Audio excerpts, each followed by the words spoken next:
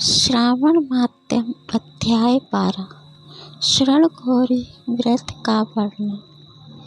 ईश्वर बोले, हे ब्रह्मपुत्र, अब मैं शरणघोरी का शुभ व्रत कहूँगा। यह व्रत श्रावण मास में शुक्ल पक्ष तृतीया तिथि को होता है। इस दिन प्रातःकाल स्नान करके नित्य कर्म करने के बाद संकल्प करें और 16 उपचारों से पार्वती तथा शंकर जी की पूजा करें। इसके बाद भगवान शिव से प्रार्थना करें, हे देवादिदेव, आइए, हे जगतपते, मैं आपसे प्रार्थना करता हूँ। हे सुरसतम, मेरे द्वारा की गई पूजा को आप स्वीकार करें। इस दिन भवानी पार्वती की प्रसन्नता और व्रत की पूर्णता के लिए दंपतियों को 16 वायन प्रदान करें। और तुझ श्रेष्ठ की प्रसन्नता के लिए मैं ये वायन प्रदान करता हूँ, ऐसा कहें।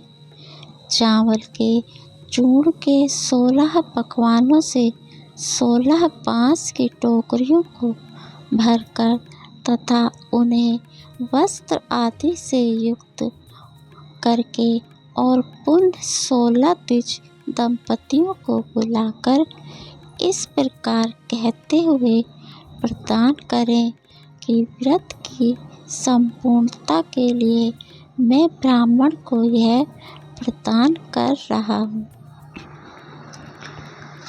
मेरे कार्य की सिद्धि के लिए सुंदर अलंकारों से विभूषित तथा पतिव्रता से सुशोभित ये शोभामयी सुहागिन स्त्रियां इन्हें ग्रहण करें। इस प्रकार 16 वर्ष अथवा 8 वर्ष या 4 वर्ष या 1 वर्ष तक इस व्रत को करके शीघ्र ही इसका उद्यापन कर देना चाहिए। पूजा के अनंतर कथा का श्रवण करके वाचक की विधिवत पूजा करनी चाहिए। सनत कुमार बोले, हे प्रभु, इस व्रत को सर्वप्रथम किसने किया? इसका महात्म्य कैसा है और इसका उद्यापन किस प्रकार करना चाहिए, वह सब आप मुझे बताएं। ईश्वर बोले, हे महाभाग, आपने उत्तम बात पूछी है। अब मैं आपके समक्ष मनुष्यों को सभी संपदाएं प्रदान करने वाले शरणघोरी नामक व्रत का वर्णन करता हूँ। पूर्व काल में सरस्वती नदी के तट पर सुबीला नामक विशाल पुरी थी। उस नगरी में कुबेर के समान चंद्रप्रभ नामक एक राजा था। उस राजा की रूप लावण्य से संपन्न, सौंदर्य तथा मंद मुस्कान से युक्त और कमल के समान नेत्रों वाली महादेवियाँ और विशाला नामक 2 भार्याएं थीं। उन दोनों में ज्येष्ठ महादेवी नामक भार्या राजा को अधिक प्रिय थी। आखेट करने में आसक्त मन वाले वे राजा किसी समय वन में गए और सिंहों, शार्दूलों, सूकरों, वन्य भैंसों तथा हाथियों को मारकर प्यास से आकुल होकर उस घोर वन में इधर उधर भ्रमण करते रहे। राजा ने उस वन में चकवा चकवी तथा बत्तखों से युक्त ब्रह्मों तथा पीकों से समृद्ध और विकसित मल्लिका, चमेली, कुमुद तथा कमल से सुशोभित अप्सराओं का एक सुंदर सरोवर देखा। उस सरोवर के तट पर आकर उसका जल पीकर राजा ने भक्तिपूर्वक गौरी का पूजन करती हुई अप्सराओं को देखा। तब कमल के समान नेत्रों वाले राजा ने उनसे पूछा, आप लोग यह क्या कर रहे हो? इस पर उन सब ने कहा, हम लोग शरणगौरी नामक उत्तम व्रत कर रही हैं। यह व्रत मनुष्य को सभी संपदाएं प्रदान करने वाला है। हे नृपश्रेष्ठ, आप भी इस व्रत को कीजिए। राजा बोले, इसका विधान कैसा है और इसका क्या फल है, मुझे यह सब विस्तार से बताएं।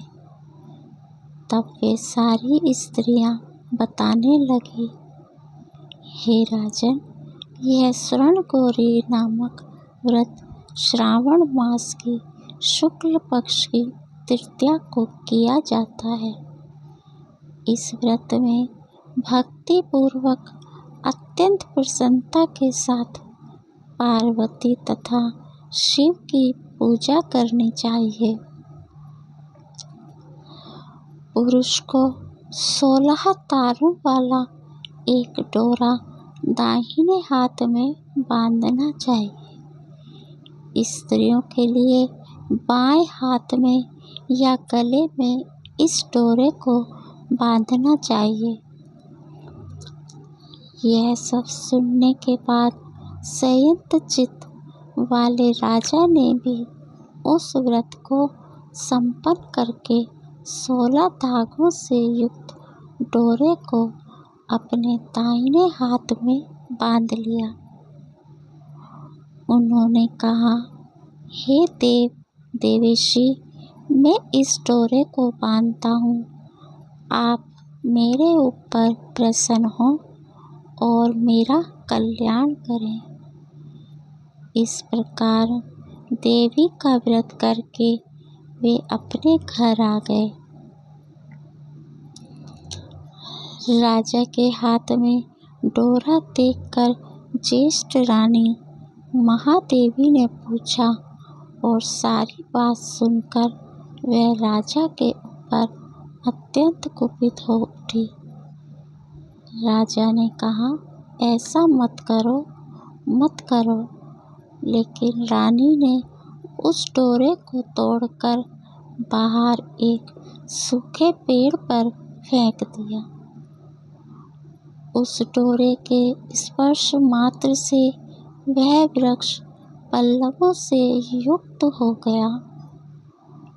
उसके बाद उसे देखकर दूसरी रानी भी आश्चर्यचकित हो उठी और उसने वृक्ष पर स्थित टूटे हुए डोरे को अपने बाएं हाथ में बांध लिया।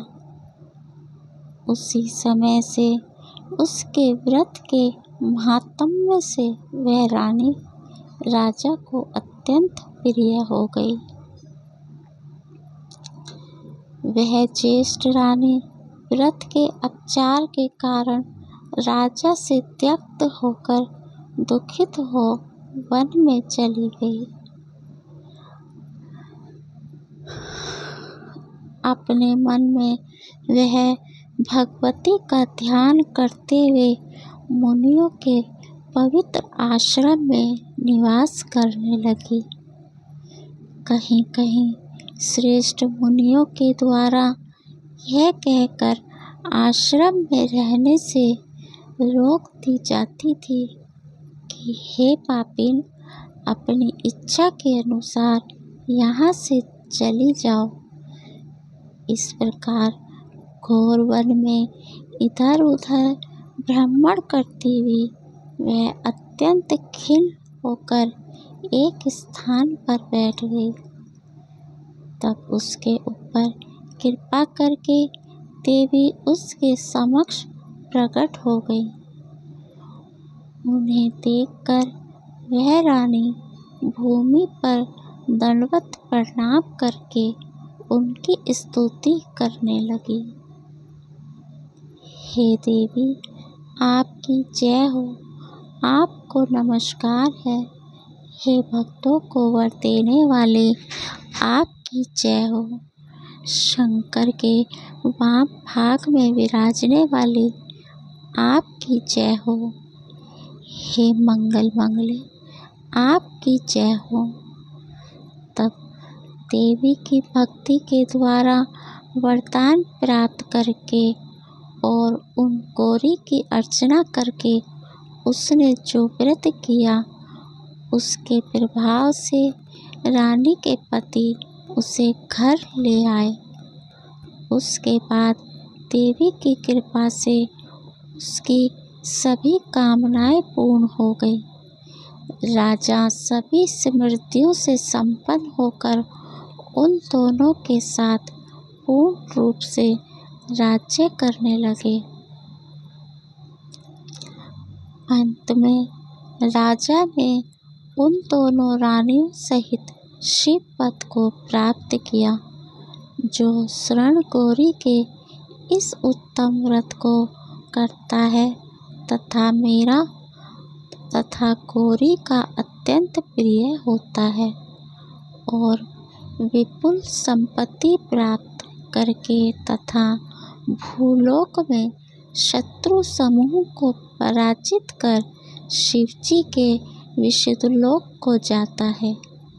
हे सनत कुमार, अब आप दत्तचित्त होकर इस व्रत के उद्यापन की विधि सुनिए। चंद्रमा तथा तारा बल से युक्त शुभ तिथि तथा शुभ वार में एक मंडप बनाकर उसके मध्य में अष्टदल कमल के ऊपर धान्य रखकर उस पर एक कुंभ स्थापित करें। पुण्य उसके ऊपर 16 पल प्रमाण का बना हुआ एक तिल पूरित ताम्र में पूर्ण पात्र रखें और उस पर पार्वती शंकर की 2 प्रतिमाएं स्थापित करें। शिवजी की प्रतिमा श्वेत वर्ण के 2 वस्त्रों तथा शुक्ल वर्ण के यज्ञोपवीत से सुशोभित हो। उसके बाद वेदोक्त मंत्रों से विधि पूर्वक उनकी प्रतिष्ठा करें और भली भांति पूजा करके रात्रि में जागरण करें। इसके अनंतर प्रातःकाल पूजा करके उसके बाद होम करें। सर्वप्रथम गृह होम करके प्रधान होम हवन के लिए यह मिश्रित तिल घृत से पूर्ण रूप से सशक्त होना चाहिए। 1000 अथवा 100 आहुति डालनी चाहिए। उसके बाद वस्त्र, अलंकार तथा गो के द्वारा आचार्य की पूजा करनी चाहिए और वायन प्रदान करना चाहिए। इसके बाद ब्राह्मणों को भोजन कराना चाहिए।